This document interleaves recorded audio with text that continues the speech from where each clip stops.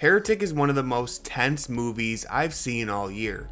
It falls squarely into the something is wrong subgenre that just so happens to be one of my favorites. I love movies that give you this constant dread or ominous feeling that something horrible is right around the corner, and Heretic puts you in that oven and slow bakes you for almost the entire runtime. And so this is my warning: if you haven't seen this and are looking for an intense thriller horror movie, then go watch it and come back to this video. It's not the best film ever made, but I really enjoyed it, and I can't talk about what makes this movie so special without spoiling things. So please go check it out if you haven't already. Okay, so Heretic is about a pair of Mormon missionaries who travel house to house spreading the word of Jesus. And eventually they arrive at Hugh Grant's house, and from there the story gradually becomes a nightmare. But the opening minutes of this movie are very important for setting the tone and putting us in a position to embrace Hugh Grant, aka Mr. Reed. We start the movie following Sophie Thatcher and Chloe East as Sister Barnes and Sister Paxton,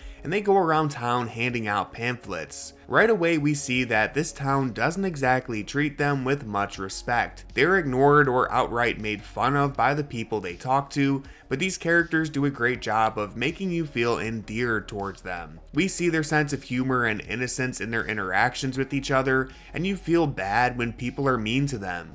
And that's important because a pair of less charismatic actors could have gotten this movie off on the wrong foot by making the characters feel annoying or holier than thou with their religion. But they never come across as judgmental, and I think the fact that we see them being so self-aware allows you to feel sympathetic towards them when everyone is making fun of them. They aren't overly naive, they know they are outsiders, and it's clear that all they want is to feel like they belong somewhere. And so when Sister Barnes and Sister Paxton finally arrive at Hugh Grant's house and he becomes the first person to treat them with any sort of respect, you are immediately disarmed by his kindness. I think the best way to describe Grant's performance in this movie is disarming. He comes across as curious and genuinely excited to learn more about his Lord and Savior, and that is music to their ears as they've been ignored and made fun of all day long.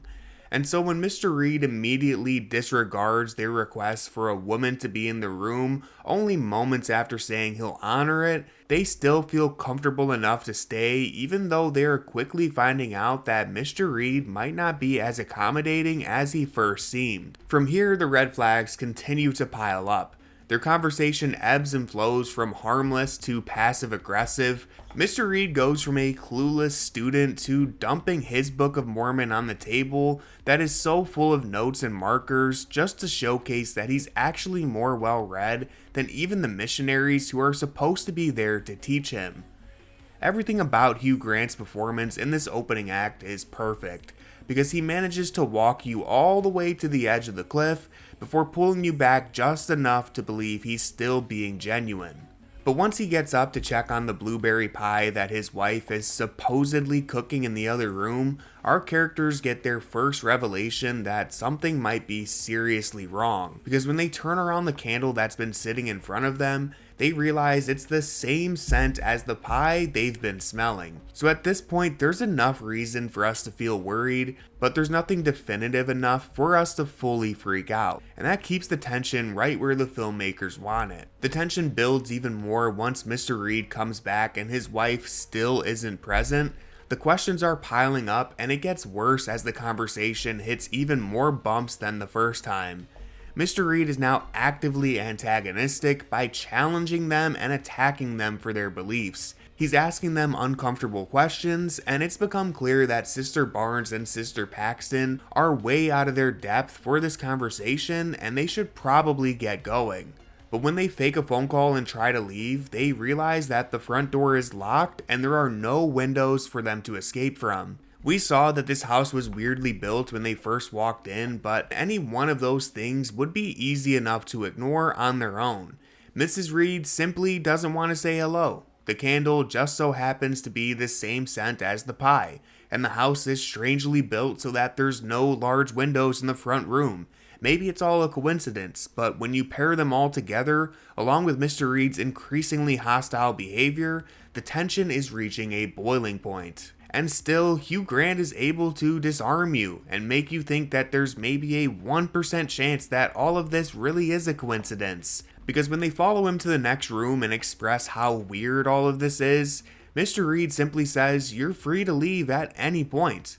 And although you can tell there's something sinister going on and that fake charm is becoming more unsettling than before, we don't fully get a release of that tension until the mask finally drops for the first time in a scene that I found genuinely scary.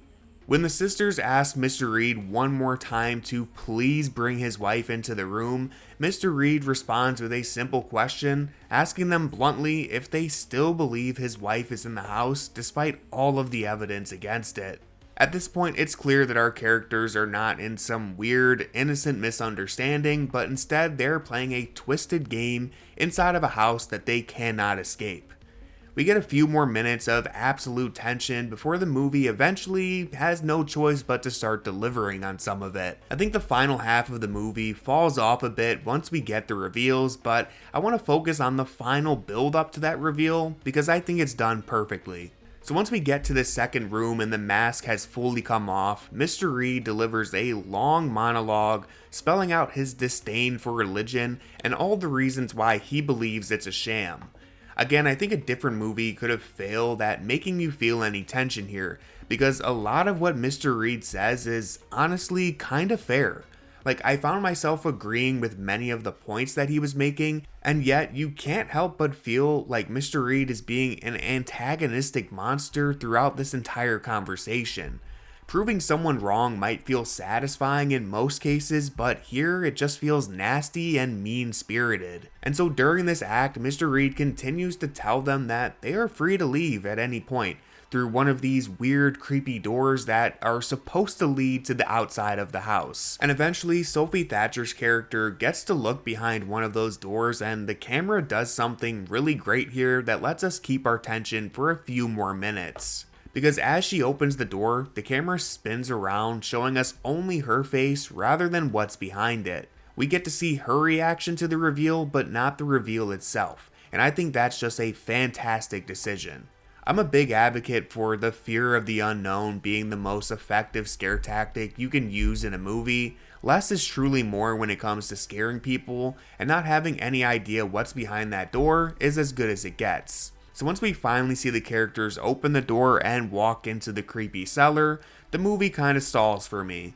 The next attempts at mystery and tension are still effective, but they aren't nearly as good as the opening act. The Prophet and the subsequent reveal felt a little rushed and lackluster. I've seen some people mention they wish this movie had one more location or layer to Mr. Reed's house, and I actually agree. I think taking this premise one step further would have worked better, but what we get is still solid enough. It's kind of inevitable that a thriller movie like this is going to pop the bubble at some point, so I don't think it's fair how many reviews I've seen that totally slam this movie for its second half reveal.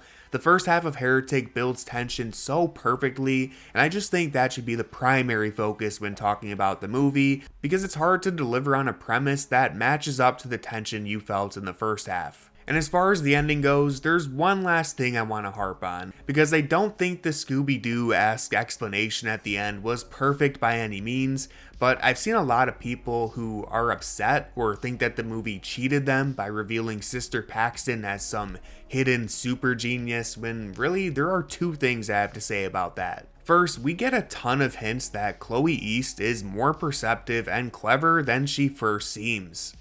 Her character is the first to notice the letter opener on the floor when they enter the second room, and she also tells Sister Barnes that the windows in the cellar are barred before she tries to climb up to the top. She of course also notices that the Prophet's head is facing the other way when they return back to the cellar, and she's also shown to be charming and clever in her conversations with Mr. Reed long before shit hits the fan. So there are plenty of clues that Sister Paxton is not some hopeless airhead, even if the final reveal still may have felt rushed. And I think the surprise of her character being smarter than you originally thought is also part of the movie's theme. The film opens up with Sister Paxton talking about false advertising and how we shouldn't blindly believe the things that we're told. And while that's obviously a big metaphor for the religious theme of this movie, it also shows us that her character is capable of thinking for herself. And it's honestly a commentary on how us, the audience, has probably already determined that she must be naive and gullible for being a Mormon missionary in the first place. I mean, that's literally the mistake that Hugh Grant's character makes, is that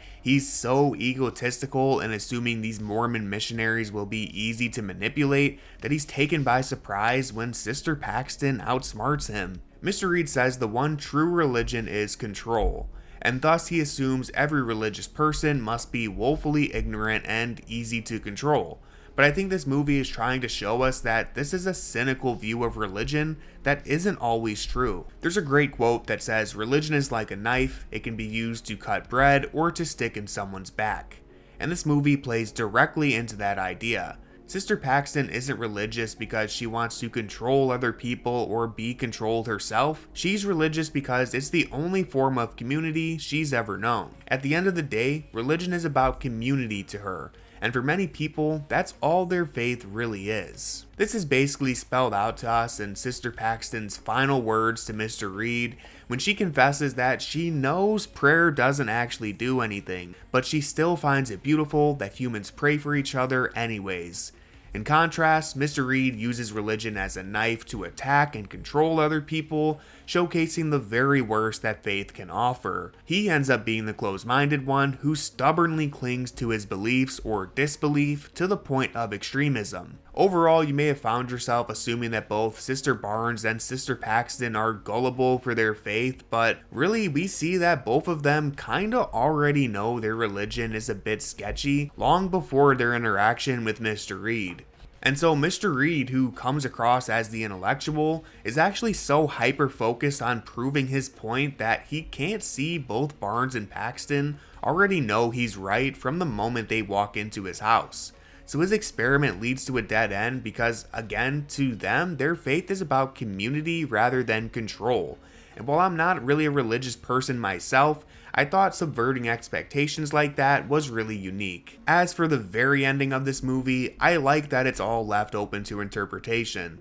Much like the start of the film, there are enough hints to believe that what we see during her escape isn't real, but it's not definitive enough to say one way or another. The convenient escape followed by the vanishing butterfly makes it feel like an hallucination, but it's not impossible that Sister Barnes survived long enough to kill Mr. Reed, and who is to say the butterfly wasn't literally her spirit reaching beyond the grave to say goodbye to her friend. Or maybe the only hallucination was the butterfly itself and everything else was real. There's no way to say for sure, and I like that. So that's my thoughts on Heretic. I think the first half of this movie crafts tension perfectly, and while I wish they landed the plane a little bit better, the ending was still strong enough for me to leave feeling satisfied. But let me know what you thought about Heretic. Did the reveal at the end disappoint you? Please leave a comment with your takes on the movie, drop a like, and don't forget to hit that subscribe button, and I'll see you next time.